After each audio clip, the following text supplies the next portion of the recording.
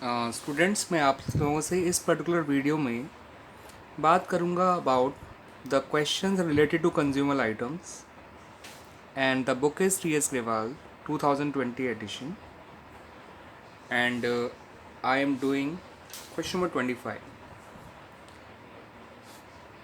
इसमें information given है कि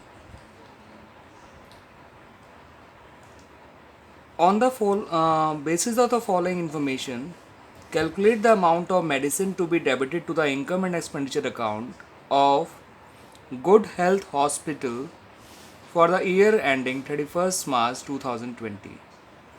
आपको स्टॉक ऑफ मेडिसिन गिवन है, ओपनिंग एंड क्लोजिंग।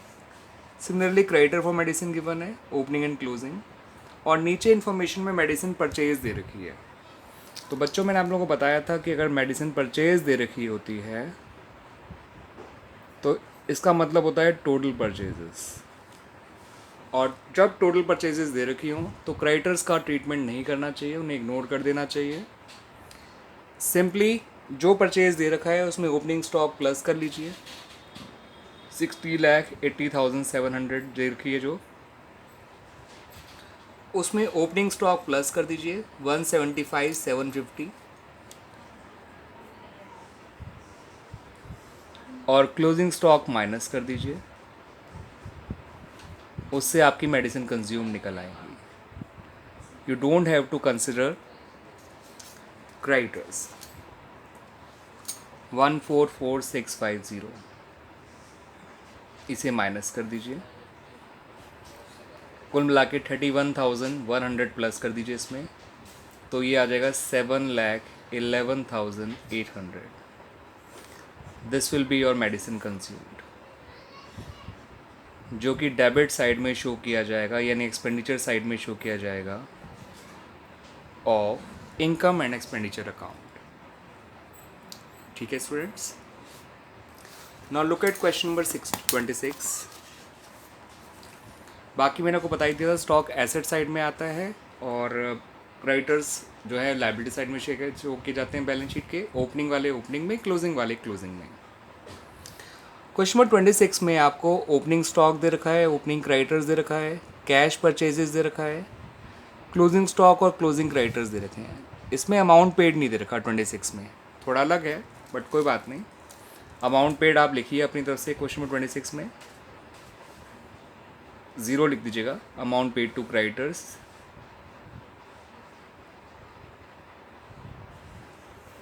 क्रेडिटर्स में आपको मालूम है, मैंने आपको मेरी जो CAS अप्रोच है, पहले क्रेडिटर का ट्रीटमेंट, फिर एडवांस का, फिर स्टॉक का। तो अकॉर्डिंग टू दैट क्रेडिटर का ट्रीटमेंट पहले करिएगा। आपको क्लोजिंग क्रेडिटर्स दे रखे हैं 1,30,000, उसे ऐड कर दीजिए। ओपनिंग क्रेडिटर सब्ट्रैक्ट कर दीजिए, वो दे रखे हैं 90,000, यानी आपकी क्रेडिट परचेज आ गई 40,000, जिसे आप टोटल परचेज भी कह सकते हैं, बिकॉज आपको कोई कैश परचेज गिवन नहीं है। अच्छा, गिवन है, सॉरी। तो जिसे क्रेडिट परचेज ही कहिएगा। कैश परचेज अलग से ऐड कर दीजिए इसमें, जो कि दिया हुआ है 3 लाख। तो आपकी टोटल परचेजेज आ गई 3,40,000। फिर इसमें ओपनिंग स्टॉक प्लस कर दीजिए, क्योंकि एडवांस तो है नहीं। क्लोजिंग स्टॉक माइनस कर दीजिए। ओपनिंग स्टॉक है आपका 1 लाख और क्लोजिंग स्टॉक है 1,50,000।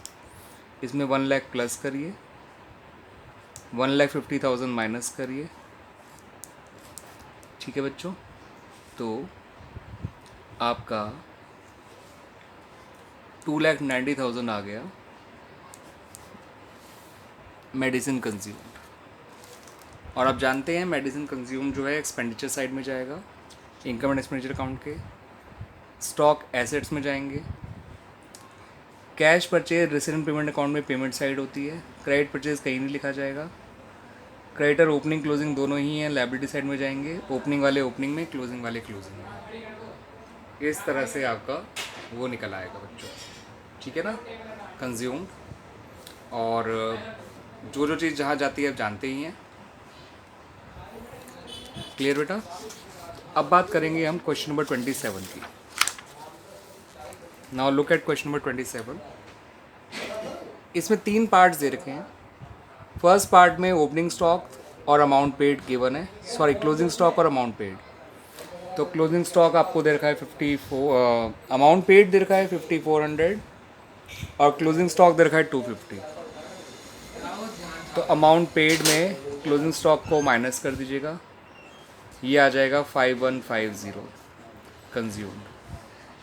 वैसे तो मेरी अप्रोच में क्रेडिटर पहले स्टॉक बाद में होता है, एडवांस बीच में होता है, मगर इसमें क्वेश्चन में क्रेडिटर भी नहीं दे रखे, ना ही एडवांस दे रखा है, सिर्फ स्टॉक दे रखा है, वो भी क्लोजिंग वाला।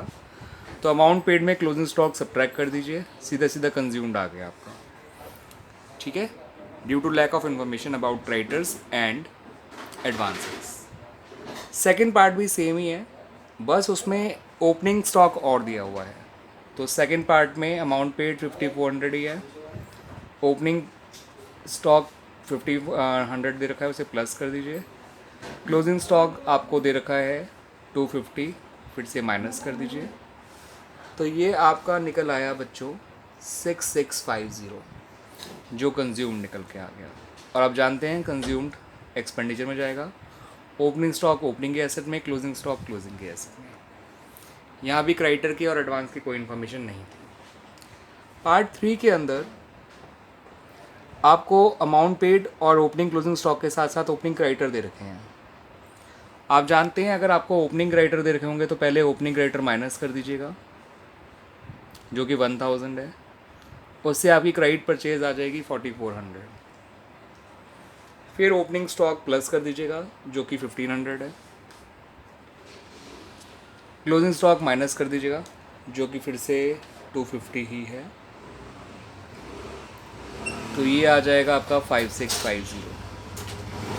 This is your consumed, stationery consumed. Creditor opening की लायबिलिटी में, ओपनिंग स्टॉक ओपनिंग के एसेट में, क्लोजिंग स्टॉक क्लोजिंग के एसेट में, और जो कंज्यूम्ड हुआ है वो इनकम एंड एक्सपेंडिचर अकाउंट में डेबिट साइड आ जाएगा। This is question number 27 all parts. Statement आप लिख ही सकते हैं, amount paid minus closing stock is equal to stationery consumed, amount paid plus opening stock minus closing stock is equal to stationery consumed. Amount paid minus opening creditor, इससे credit purchase आ गया, plus opening stock minus closing stock is equal to stationery consumed. आप इसे credit purchase कहिए, total purchase एक ही। ठीक है बच्चों, तो इस तरह से क्वेश्चन 27 भी कंप्लीट हो गया। Now look at question number 28। Question number 28 में आपको अमाउंट पेड भी दे रखा है, स्टॉक भी दे रखे हैं और क्रेडिटर्स भी दे रखे हैं। अमाउंट पेड है 1,40,000 बच्चों। क्रेडिटर में आप जानते हैं क्लोजिंग प्लस ओपनिंग माइनस करते हैं। क्रेडिटर आपका ओपनिंग जो है, क्लोजिंग जो है वो आपका 24,000 है और ओपनिंग जो है वो 25,600 है। तो 24,000 प्लस करेंगे क्लोजिंग क्रेडिटर्स, माइनस करेंगे ओपनिंग क्रेडिटर जो कि 25,600 है। 138,400 आपकी क्रेडिट परचेज या टोटल परचेज आ गई। द रीज़न इसकी स्टॉक तो है, वो एडवांस तो है ही नहीं, तो एडवांस जब ना हो तो सिर्फ क्रेडिटर का ट्रीटमेंट करने से ही परचेज आ जाती है। अब क्योंकि इस क्वेश्चन में कैश परचेज है ही नहीं, तो जो परचेज आई है उसको ही टोटल परचेज कहेंगे। फिर आपका ओपनिंग स्टॉक प्लस कर दीजिएगा, जो कि 12,000 है, और क्लोजिंग स्टॉक माइनस कर दीजिएगा, जो कि 23,200 है।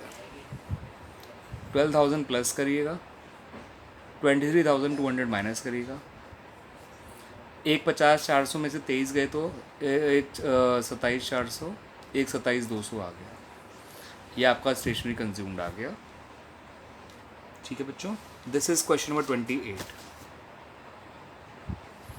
और कंज्यूम्ड आपको पता ही है, एक्सपेंडिचर में जाएगा, इनकम एंड एक्सपेंडिचर अकाउंट के। ओपनिंग स्टॉक ओपनिंग के एसेट में, क्लोजिंग स्टॉक क्लोजिंग के एसेट में, ओपनिंग क्रेडिटर ओपनिंग की लायबिलिटी में, क्लोजिंग क्रेडिटर क्लोजिंग की लायबिलिटी में। Amount paid received payment account में पेमेंट साइड होता है।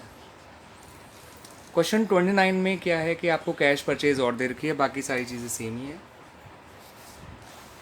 मगर हाँ इस बार सेल भी गिवन, तो कोई दिक्कत नहीं है। सबसे पहले अमाउंट पेड से शुरुआत करिए, जो कि 91,000 है। क्लोजिंग क्रेडिटर प्लस करिए, जो कि दे रखे हैं आपको 45,000। ओपनिंग क्रेडिटर माइनस करिए, जो कि दे रखे हैं आपको 37,000। इससे आपकी क्रेडिट परचेज आ गई 99,000। याद रखिएगा ये क्रेडिट परचेज आई है। हाँ, कैश परचेज इसमें ऐड कर दीजिएगा। कैश परचेज आपको दे रखी है इस क्वेश्चन में 40,000, और इस बार सेल भी दे रखी है आपको, तो कैश परचेज प्लस करिएगा, सेल माइनस करिएगा, सेल की बुक वैल्यू को लीजिएगा केवल, जो कि 50,000 है। तो आपकी नेट परचेज आ गई 89,000। इसे आप नेट परचेज कह सकते हैं जो सेल के बाद आया। ठीक है बच्चों। फिर ओपनिंग स्टॉक प्लस कर दीजिएगा, क्लोजिंग स्टॉक माइनस कर दीजिएगा। ओपनिंग स्टॉक आपको दिया हुआ है क्वेश्चन में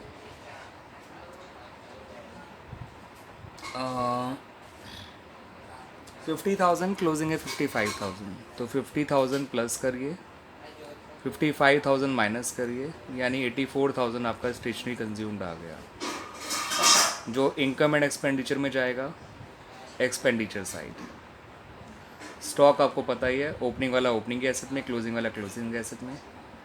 सेल आपका जो होता है वो सेलिंग प्राइस जो उसकी 56,000 है वो रिसिट साइड में जाएगा। ठीक है। और